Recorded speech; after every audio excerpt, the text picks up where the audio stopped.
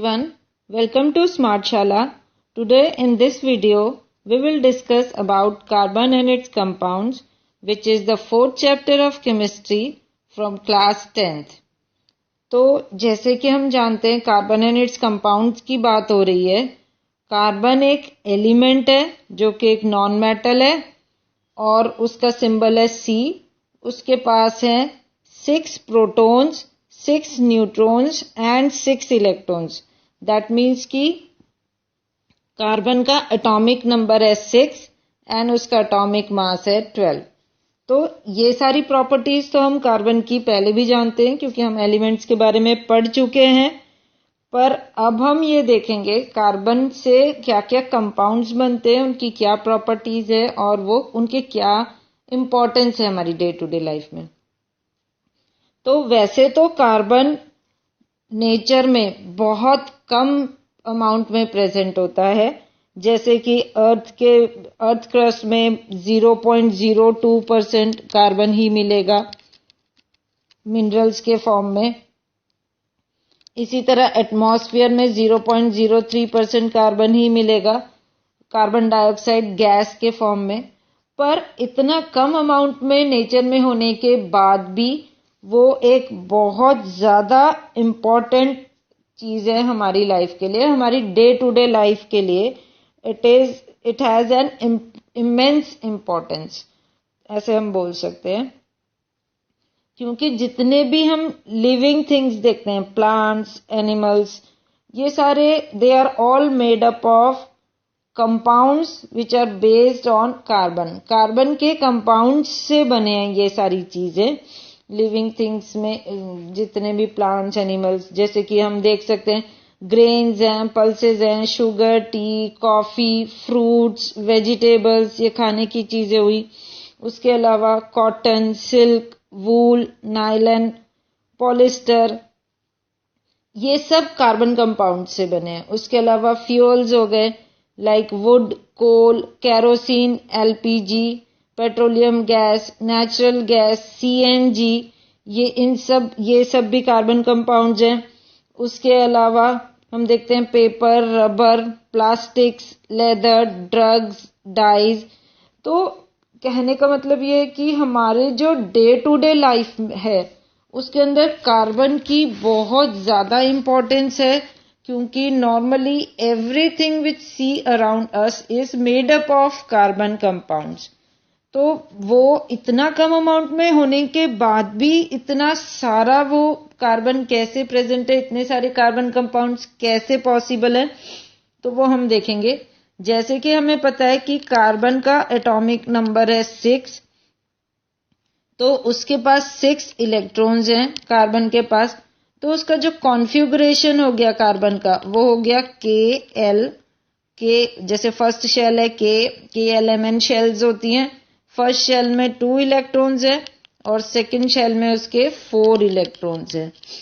तो इसका मतलब हो गया कि उसके पास 4 वैलेंस इलेक्ट्रॉन्स हैं।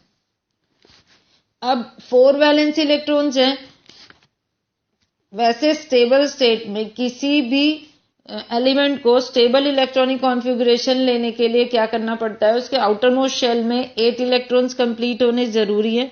अब कार्बन के आउटर मोस्ट शेल में है 4 इलेक्ट्रॉन्स, तो या तो वो 4 इलेक्ट्रॉन दे किसी को, तो उसकी इनर मोस्ट शेल जो है 2 इलेक्ट्रॉन से कंप्लीट है, या वो किसी से 4 इलेक्ट्रॉन ले ले और उसकी आउटर मोस्ट शेल में 8 इलेक्ट्रॉन्स हो जाए।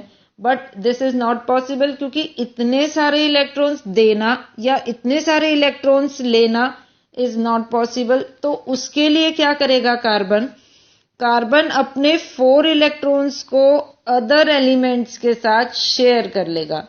जैसे अगर कार्बन के पास है 4 इलेक्ट्रॉन्स, तो वो 4 अदर एलिमेंट्स यहां पर ले लेगा और उन इलेक्ट्रॉन्स के साथ जब वो शेयर कर लेगा इलेक्ट्रॉन्स अपने, तो उसके पास हो जाएंगे, कार्बन के पास हो जाएंगे 8 इलेक्ट्रॉन्स। तो शेयरिंग करके वो बॉन्डिंग करता है। तो अब उसके पास ऑप्शन है, मैक्सिमम पॉसिबिलिटीज हैं शेयरिंग की, क्योंकि ज्यादा से ज्यादा ये मैक्सिमम है 4 बॉन्ड्स, इससे ज्यादा कोई भी बॉन्ड्स फॉर्म नहीं कर सकता। तो ये हुआ, क्योंकि उसके पास 4 इलेक्ट्रॉन्स हैं तो कार्बन कहलाता है टेट्रावेलेंट। तो यही उसकी प्रॉपर्टी बन जाती है कार्बन की। इतने सारे इलेक्ट्रॉन्स, इतने सारे कंपाउंड्स के साथ, इतने सारे कार्बन कंपाउंड्स फॉर्म करने के लिए उसको जो उसके पास कैरेक्टरिस्टिक है वो है टेट्रावेलेंसी। टेट्रावेलेंसी यानी कि 4 वैलेंस इलेक्ट्रॉन्स हैं, जिसकी वजह से उसके पास मैक्सिमम पॉसिबिलिटी है अदर एलिमेंट्स के साथ कंबाइन होके कंपाउंड्स फॉर्म करने की। इसके अलावा उसकी एक और इम्पॉर्टेंट कैरेक्टरिस्टिक है, वो कहलाती है कैटिनेशन। कैटिनेशन का मतलब है कि कार्बन जो है वो अदर कार्बन के साथ बहुत इजीली कंबाइन हो जाता है। यानी कि अगर एक कार्बन दूसरे कार्बन के साथ बहुत इजीली कंबाइन हो जाता है तो that is called self combining capacity is called catenation. तो इस सेल्फ कंबाइनिंग की कैपेसिटी की वजह से वो लॉन्ग चेन कंपाउंड्स फॉर्म कर सकता है। एक कार्बन दूसरे कार्बन के साथ बहुत ही इजीली कंबाइन हो जाएगा और वो बहुत लॉन्ग चेन्स बना सकता है।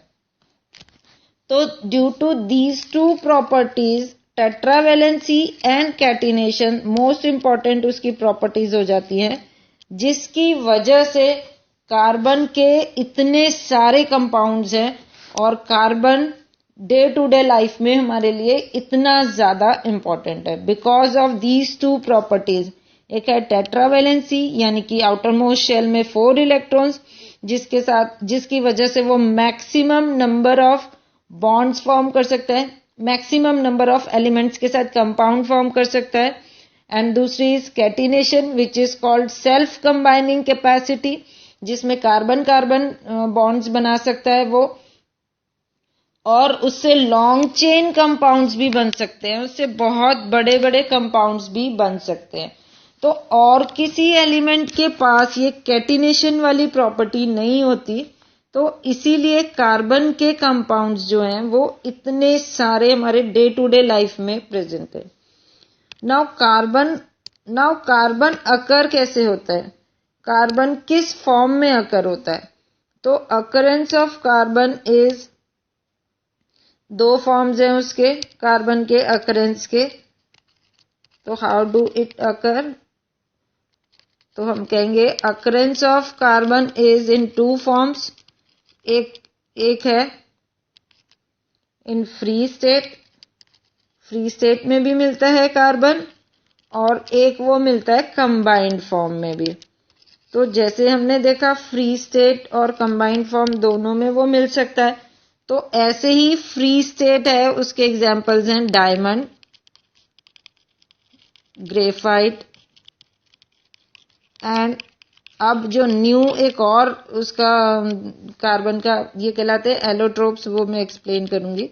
एक और है जो कहलाता है बकमिंस्टर फुलरीन, जो कि न्यू कंपाउंड है।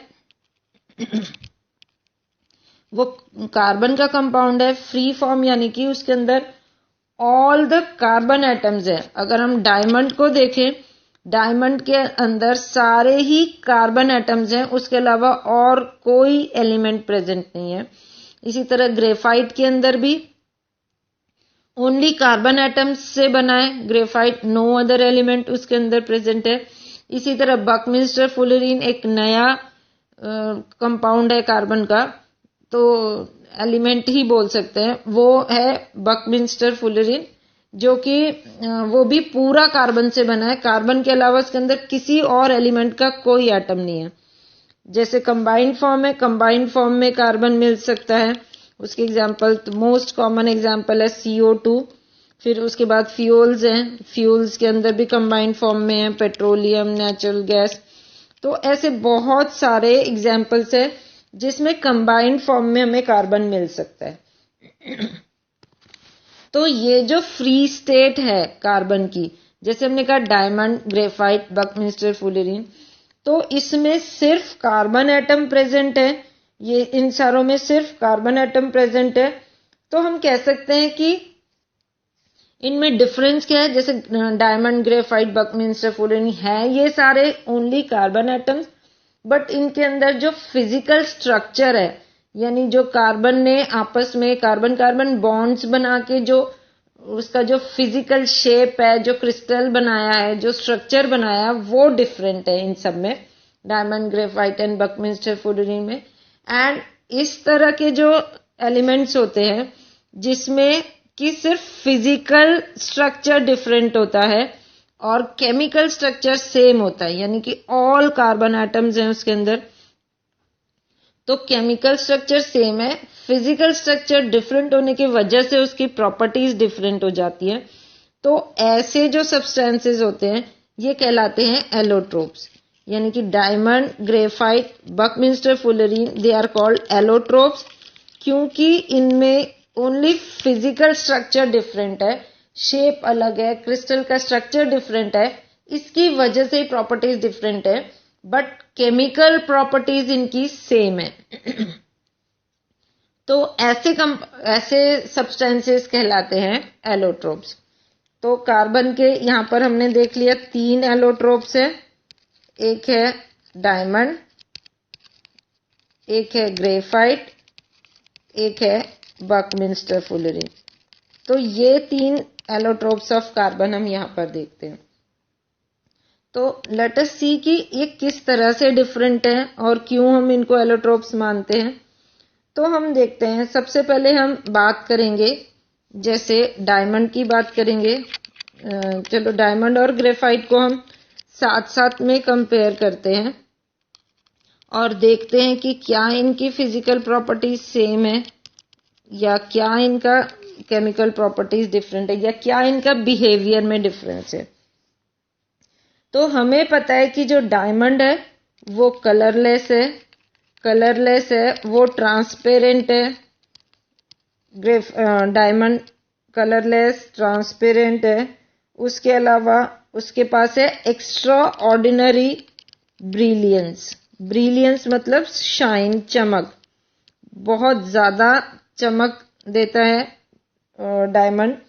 And it does not conduct electricity conduct नहीं करता। तो ये उसके अलावा diamond it is the hardest known substance, उसकी डेंसिटी बहुत हाई है डायमंड की। इसी तरह से उसका जो स्ट्रॉन्ग हीटिंग करो अगर उसको, तो वो देता है कार्बन डाइऑक्साइड गैस। अगर ऑक्सीजन की प्रेजेंस में उसको स्ट्रॉन्ग हीटिंग करो तो वो कार्बन डाइऑक्साइड गैस देगा। इसी तरह ग्रेफाइट है, वो ग्रेइश कलर का होता है। जैसे डायमंड कलरलेस है, ग्रेफाइट है ग्रेइश कलर। डायमंड ट्रांसपेरेंट है, ग्रेफाइट है ओपेक यानी उसमें से लाइट रिफ्लेक्ट नहीं होती।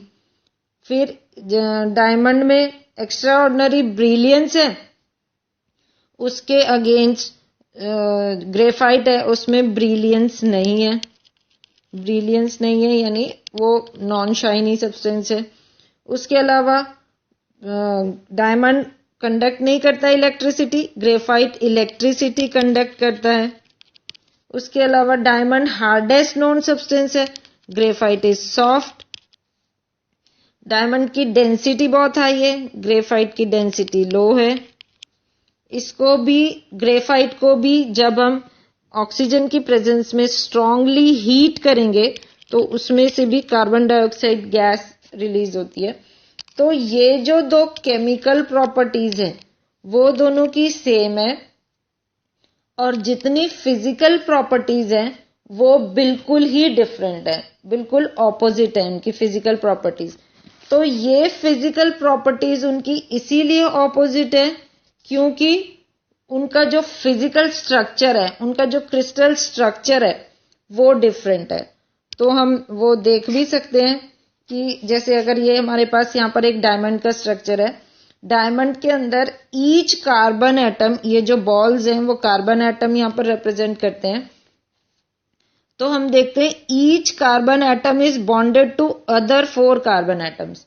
जैसे हमें पता है कि जो कार्बन है, कार्बन के जो जैसे हम कलर चेंज करके देखते हैं इसका, जैसे कार्बन है, कार्बन के पास 4 वैलेंस इलेक्ट्रॉन्स है, उसकी वजह से कार्बन 4 बॉन्ड्स बना सकता है, 4 अदर कार्बन एटम के साथ वो बॉन्ड बना लेता है, ये कोवेलेंट बॉन्ड्स फॉर्म करता है।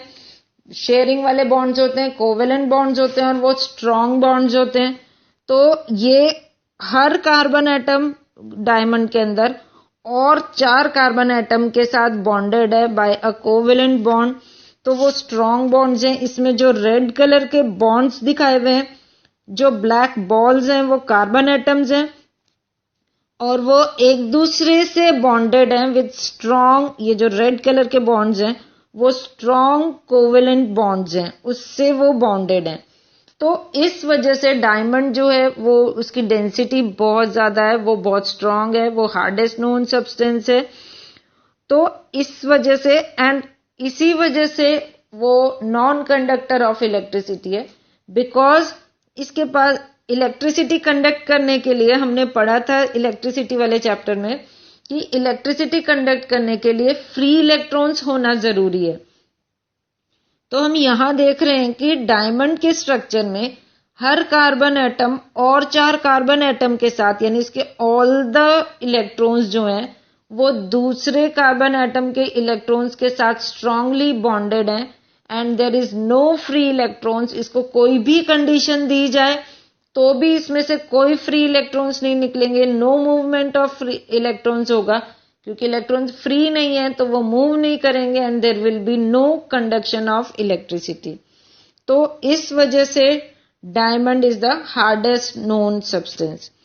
इसके ऑपोजिट अगर हम देखेंगे कि ग्रेफाइट, ये ग्रेफाइट का स्ट्रक्चर है। इसके अंदर, ग्रेफाइट के अंदर each carbon atom is bonded with other 3 carbon atoms.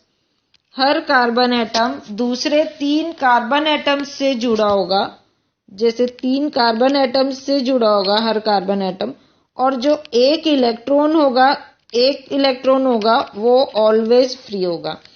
तो हर कार्बन एटम का ऐसे होगा, वो और 3 कार्बन एटम से जुड़ा होगा और एक इलेक्ट्रॉन फ्री होगा। इसी तरह जैसे ये ऐसे ले लो कि हर कार्बन एटम दूसरे कार्बन एटम से 3 कार्बन एटम से जुड़ा होगा और बाकी का एक इलेक्ट्रॉन उनके पास फ्री होगा। तो इस वजह से, क्योंकि ग्रेफाइट के पास इतने सारे फ्री इलेक्ट्रॉन्स हैं, तो graphite is a good conductor of electricity. And also इसके अंदर क्या होता है कि जो ग्रेफाइट है उसमें लेयर्स ऑफ कार्बन एटम होती है, जैसे हमको दिख रहा है first layer, second layer, third layer of carbon atoms. तो ये जो लेयर्स हैं, तो एक लेयर के अंदर के जो कार्बन एटम्स हैं, ये जो ब्लैक वाले बॉल्स हैं, वो इन रेड बॉन्ड्स से जो जुड़े हुए हैं, ये हैं स्ट्रॉन्ग कोवेलेंट बॉन्ड्स। बट एक लेयर और दूसरी लेयर के बीच में जो बॉन्ड है, that is der Waals forces. Der Waals forces बहुत ज्यादा वीक फोर्सेस होते हैं। तो एक लेयर के कार्बन एटम तो आपस में स्ट्रॉन्ग कोवेलेंट बॉन्ड से जुड़े हैं, लेकिन एक लेयर दूसरे लेयर के साथ वैंडरवाल फोर्सेस, जैसे ये डॉटेड लाइन दिखाती है वैंडरवाल्स फोर्सेस, तो ये van der Waals forces are weak forces. तो एक लेयर दूसरी लेयर के साथ वीक फोर्स से जुड़ी हुई है, इस वजह से ग्रेफाइट एक सॉफ्ट सब्सटेंस है, इसीलिए उसमें हार्डनेस नहीं है, क्योंकि उसकी लेयर्स जो हैं वो आपस में लूजली बाउंड है, बहुत वीक वैंडरवाल्स फोर्सेस से जुड़ी हुई हैं। तो इन सब रीजंस की वजह से ये प्रॉपर्टीज जो हमने देखी वो उस प्रॉपर्टीज में एग्जिस्ट करते हैं डायमंड एंड ग्रेफाइट। तो अब हम देखेंगे यूजेस इनके, इन प्रॉपर्टीज के बेसिस पर ही डायमंड एंड ग्रेफाइट के हम यूजेस डिफाइन कर सकते हैं। कि जैसे हमने यहाँ पर देखा कि जो डायमंड है उसके क्या यूज होते हैं। सबसे मोस्ट कॉमन यूज तो हमको पता है, उससे ज्वेलरी बनती है, क्योंकि वो एक तो हार्ड है, एक तो उसमें ब्रिलियंस है, बहुत ज्यादा चमक है, दूसरा वो अनरिएक्टिव है, यानी कि अगर डायमंड्स के ऊपर कोई ऑक्सीडेशन हो जाए, कोई और गैसेस या कोई और सब्सटेंस उसके साथ मिक्स हो जाए, तो वो उसको खराब नहीं करता, वो ऑक्सीडाइज नहीं होते जल्दी से, तो इसीलिए ज्वेलरी बनती है।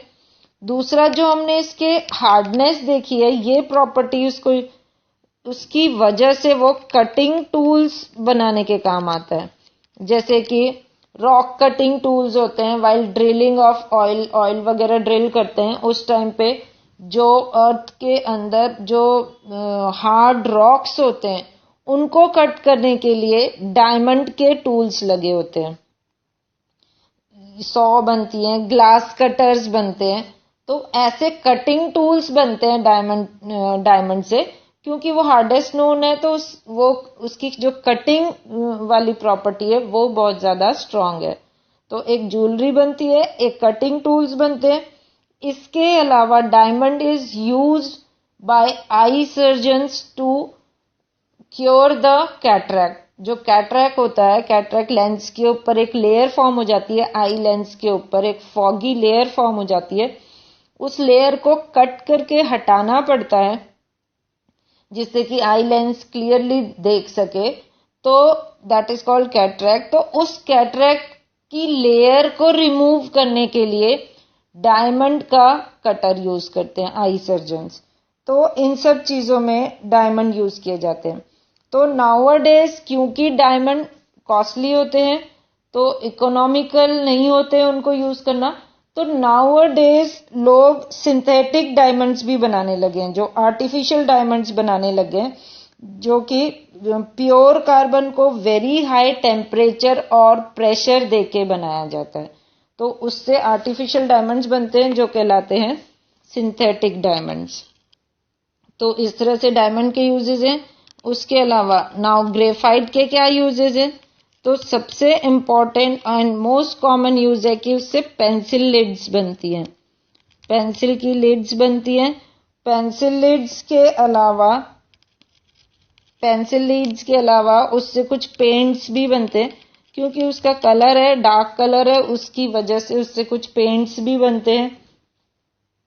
Powdered graphite is used for lubricants, क्योंकि ग्रेफाइट स्लिपरी सब्सटेंस होता है, थोड़ा चीकना होता है, तो उससे लुब्रिकेंट्स भी बनते हैं। जो पाउडर्ड ग्रेफाइट होता है उससे लुब्रिकेंट्स बन सकते हैं। उसके अलावा ग्रेफाइट का हमने देखा कि it's a good conductor of electricity, तो उससे इलेक्ट्रोड्स बनते हैं, कार्बन इलेक्ट्रोड्स कहा जाता है उनको, जो छोटे बैटरीज या सेल्स में देखे होंगे, ब्लैक कलर के कार्बन इलेक्ट्रोड्स होते हैं, ड्राई सेल वगैरह में वो यूज होते हैं। और ये सारे यूजेस हमने देखा दोनों एलोट्रोप्स ऑफ कार्बन बिल्कुल ऑपोजिट प्रॉपर्टीज होते हुए भी उनको यूजेस भी एकदम ऑपोजिट है उनके। उसके अलावा हमने जैसे देखा कि एक और एलोट्रोप था हमारे पास जो कि था बकमिंस्टर फुलरीन। तो बकमिंस्टर फुलरीन भी, क्योंकि वो एक न्यू एलोट्रोप है, उसके बारे में भी ज्यादा रिसर्च नहीं हुआ, उसमें भी इस तरह से कार्बन एटम्स होते हैं। उसमें उसका जो फॉर्मूला है वो है C60। तो हम देख सकते हैं C60 का मतलब है 60 कार्बन एटम का उसका एक कंपाउंड है, यानी कि उसका एक यूनिट जो है उसमें 60 कार्बन एटम्स हैं। जैसे ये दिखाया हुआ इधर फुटबॉल की तरह दिखता है, वो उसी तरह से बॉन्डेड है, उसके अंदर ये सारे बॉल्स जो हैं वो कार्बन एटम रिप्रेजेंट करते हैं। तो यहाँ हम देख रहे हैं C60 यानी कि 60 कार्बन एटम्स का एक यूनिट ऑफ बकमिंस्टर फुलरीन है। तो उसके बारे में अभी ज्यादा इतने यूजेस या बहुत ज्यादा उसको कहाँ यूज किया जाता है ये सारा कुछ नहीं है, उसके इतने सारे प्रॉपर्टीज भी नहीं है, बस उसके सिर्फ इतना प्रॉपर्टी है कि वो सॉलिड सब्सटेंस है एट रूम टेम्परेचर। तो उसके अलावा कार्बन के कुछ और कंपाउंड्स हैं जो कहलाते हैं, ये तो हो गया प्योर फॉर्म में कार्बन कैसे मिलता है। इसके अलावा कंपाउंड फॉर्म में जो कार्बन मिलता है अदर एलिमेंट्स के साथ, जो कार्बन जैसे कि क्लोरीन हो गया, जैसे हाइड्रोजन हो गया, तो इनके ब्रोमीन हो गया, ऐसे अदर एलिमेंट्स के साथ जब कार्बन कंपाउंड्स फॉर्म करता है, ऑर्गेनिक कंपाउंड्स फॉर्म करता है, उसके बारे में फिर हम नेक्स्ट वीडियो में पढ़ेंगे. So that's all for this video. Keep watching my videos and like and subscribe कर देना चैनल को, जिससे कि आपको लेटेस्ट अपडेट्स मिल पाए.